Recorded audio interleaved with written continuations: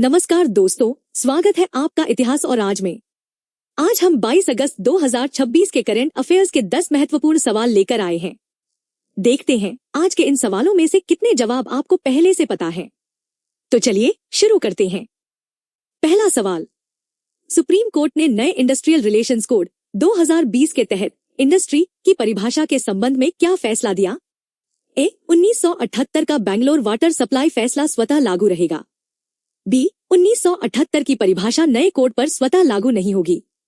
सी, industry की परिभाषा समाप्त कर दी गई। डी, केवल सरकारी संस्थानों को इंडस्ट्री माना जाएगा। सोचिए सही जवाब। सही उत्तर है बी, 1978 की परिभाषा नए कोड पर स्वतः लागू नहीं होगी। व्याख्या, सुप्रीम कोर्ट ने कहा कि नए इंडस्ट्रियल रिलेशंस कोड 2020 में इंडस्ट्री की परिभाषा को उसके अपने शब्दों और संदर्भ के आधार पर समझा जाएगा। 1978 के बैंगलोर वाटर सप्लाई फैसले की व्यापक परिभाषा नए कोड पर स्वतः लागू नहीं होगी। दूसरा सवाल, सुप्रीम कोर्ट ने प्रवेश स्तर की न्यायिक सेवा परीक्षा में शामिल होने के लिए अनिवार्य कानूनी प्रैक्टिस की अवधि कितनी कर दी? ए, 6 महीने। बी, 1 वर्ष। सी, 2 वर्ष। डी, 3 वर्ष। सोचिए सही जवाब। सही उत्तर है बी, 1 वर्ष। व्याख्या, सुप्रीम कोर्ट ने पहले निर्धारित 3 वर्ष की अनिवार्य कानूनी प्रैक्टिस की अवधि को घटाकर 1 वर्ष कर दिया। चयनित उम्मीदवारों को इसके बाद न्यायिक अकादमी में प्रशिक्षण और 1 वर्ष की संरचित क्लर्कशिप भी करनी होगी। तीसरा सवाल, रक्षा मंत्रालय ने छठी पॉजिटिव इंडिजिनाइजेशन लिस्ट में कितनी रक्षा वस्तुओं को शामिल किया? ए, 205। बी, 305। सी, 405। डी, 505। सोचिए सही जवाब। सही उत्तर है सी, 405। व्याख्या, रक्षा मंत्रालय ने छठी पॉजिटिव इंडिजिनाइजेशन लिस्ट में 405 वस्तुओं को शामिल किया। इनमें विभिन्न रक्षा प्लेटफॉर्म के कंपोनेंट्स, सब सिस्टम्स, स्पेयर्स और अन्य वस्तुएं शामिल हैं। इससे घरेलू रक्षा उत्पादन और आत्मनिर्भरता को बढ़ावा मिलेगा। चौथा सवाल, भारत में फसल उत्पादन के आधिकारिक अनुमान में क्रॉप कटिंग एक्सपेरिमेंट्स यानी सीसीई का मुख्य उपयोग किसके लिए किया जाता है? ए, फसल निर्यात तय करने के लिए। बी, फसल की औसत उपज का अनुमान लगाने के लिए। सी, कृषि ऋण तय करने के लिए। डी, बीजों की गुणवत्ता जांचने के लिए। सोचिए सही जवाब। सही उत्तर है बी, फसल की औसत उपज का अनुमान लगाने के लिए। व्याख्या, क्रॉप कटिंग एक्सपेरिमेंट्स यानी सीसीई के माध्यम से खेत में फसल की वास्तविक उपज का नमूना लेकर प्रति हेक्टेयर औसत उपज का अनुमान लगाया जाता है। यही आंकड़ा देश के कृषि उत्पादन के आधिकारिक अनुमान में महत्वपूर्ण भूमिका निभाता है। पांचवा सवाल, आंध्र प्रदेश में बड़े एआई डेटा सेंटर्स के लिए प्रस्तावित डीम्ड डिस्ट्रीब्यूशन लाइसेंस का संबंध किस क्षेत्र से है? ए, बिजली वितरण। बी, जल वितरण। सी, दूरसंचार लाइसेंस। डी, गैस वितरण। सोचिए सही जवाब। सही उत्तर है ए, बिजली वितरण। व्याख्या, डीम्ड डिस्ट्रीब्यूशन लाइसेंस एक ऐसी व्यवस्था है जिसमें किसी संस्था को निर्धारित क्षेत्र में बिजली वितरित करने वाली अधिकृत इकाई के रूप में माना जा सकता है। आंध्र प्रदेश में हाइपरस्केल एआई डेटा सेंटर्स के संदर्भ में ऐसी व्यवस्था को लेकर कानूनी और नियामकीय सवाल उठे हैं। छठा सवाल, केंद्र सरकार के हालिया राजकोषीय आकलन में किस प्रकार के जोखिमों को प्रमुख चुनौती माना गया? ए, केवल कृषि उत्पादन में गिरावट। बी, भू राजनीतिक और राजस्व संबंधी जोखिम। सी, केवल पर्यटन में गिरावट। डी, केवल बैंकिंग क्षेत्र की समस्या। सोचिए सही जवाब।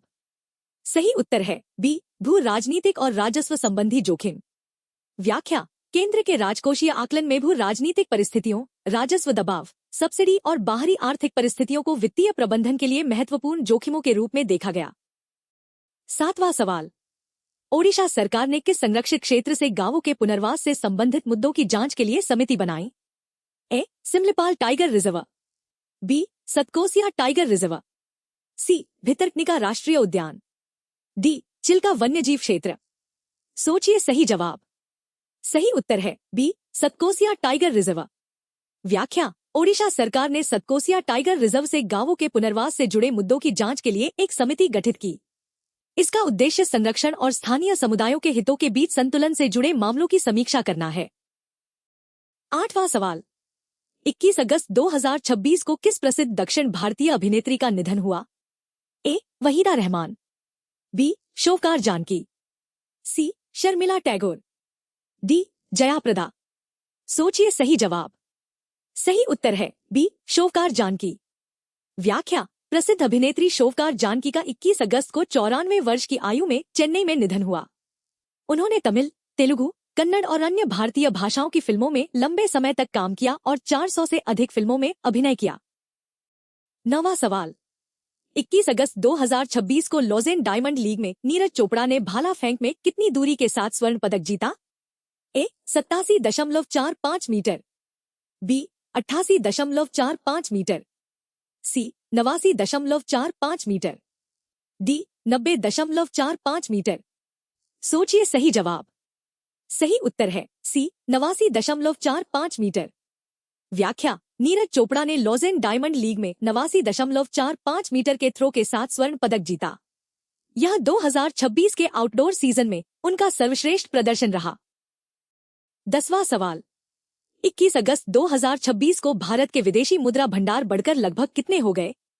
ए 696.9 अरब डॉलर, बी 706.9 अरब डॉलर, सी 716.9 अरब डॉलर, डी 726.9 अरब डॉलर। सोचिए सही जवाब।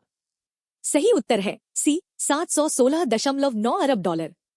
व्याख्या, 14 अगस्त को समाप्त सप्ताह में भारत का विदेशी मुद्रा भंडार लगभग 9.9 अरब डॉलर बढ़कर 716.9 अरब डॉलर पहुंच गया। विदेशी मुद्रा परिसंपत्तियों और स्वर्ण भंडार में वृद्धि ने इसमें प्रमुख योगदान दिया। आज के 10 सवाल यहीं पूरे होते हैं। आपका स्कोर 10 में से कितना रहा, हमें कमेंट में जरूर बताइए।